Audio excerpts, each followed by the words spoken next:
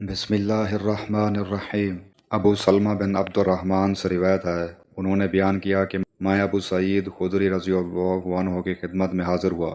میں نے عرض کی کہ فلاں نخلستان میں کیوں نہ چلیں، سیر بھی کریں گے اور کچھ باتیں بھی کریں گے۔ چنانچہ آپ تشریف لے چلے۔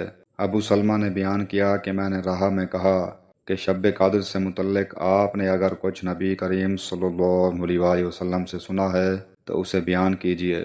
انہوں نے کہا کہ نبی کریم صلی اللہ علیہ وسلم نے رمضان کے پہلے عشرے میں اعتکاف کیا اور ہم بھی آپ کے ساتھ اعتکاف میں بیٹھ گئے، لیکن جبریل علیہ السلام نے آ کر بتایا کہ آپ جس کی تلاش میں ہیں شب قدر وہ آگے ہے۔ چنانچہ آپ نے دوسرے عشرے میں بھی اعتکاف کیا اور آپ کے ساتھ ہم نے بھی۔ جبرائیل علیہ السلام دوبارہ آئے اور فرمایا کہ آپ جس کی تلاش میں ہیں وہ رات آگے ہے۔ پھر آپ نے 20ویں رمضان کی صبح کو خطبہ دیا۔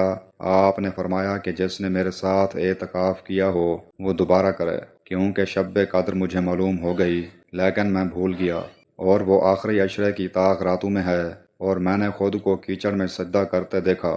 مسجد کی چھت کھجور کی ڈالیوں کی تھی۔ مطلع بالکل صاف تھا کہ اتنے میں ایک پتلا سا بادل کا ٹکڑا آیا اور برسنے لگا۔ پھر نبی کریم صلی اللہ علیہ وسلم نے ہم کو نماز پڑھائی، اور میں نے رسول کریم صلی اللہ علیہ وسلم کی پیشانی اور ناک پر کیچڑ کا اثر دیکھا۔ آپ کا خواب سچا ہو گیا۔ صحیح بخاری حدیث نمبر 813۔ حضرت ابو بکر رضی اللہ عنہ سے روایت ہے کہ وہ رسول اللہ صلی اللہ علیہ وسلم کی طرف نماز پڑھنے کے لیے گئے۔ آپ اس وقت رکوع میں تھے، اس لیے صف میں پہنچنے سے پہلے ہی انہوں نے رکوع کر لیا۔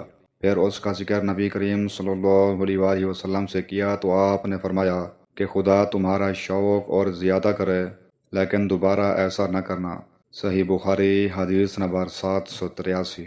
زید بن وہب سے روایت ہے، انہوں نے بیان کیا کہ حذیفہ بن یمان رضی اللہ عنہ نے ایک شخص کو دیکھا کہ نہ رکوع پوری طرح کرتا ہے نہ سجدہ، اس لیے آپ نے اس سے کہا کہ تم نے نماز ہی نہیں پڑھی، اور اگر تم مر گئے تو تمہاری موت اس سنت پر نہیں ہوگی جس پر اللہ تعالیٰ نے محمد صلی اللہ علیہ وسلم کو پیدا کیا تھا۔ صحیح بخاری حدیث نمبر 791۔ حضرت ابو ہریرہ رضی اللہ عنہ سے روایت ہے کہ رسول اللہ صلی اللہ علیہ وسلم نے فرمایا کہ جب امام آمین کہے تو تم بھی آمین کہو، کیونکہ جس کی آمین ملائکہ کی آمین کے ساتھ ہو گئی اس کے تمام گناہ معاف کر دیے جائیں گے۔ ابن شہاب نے بیان کیا کہ رسول اللہ صلی اللہ علیہ وسلم آمین کہتے تھے۔ صحیح بخاری حدیث نمبر 780۔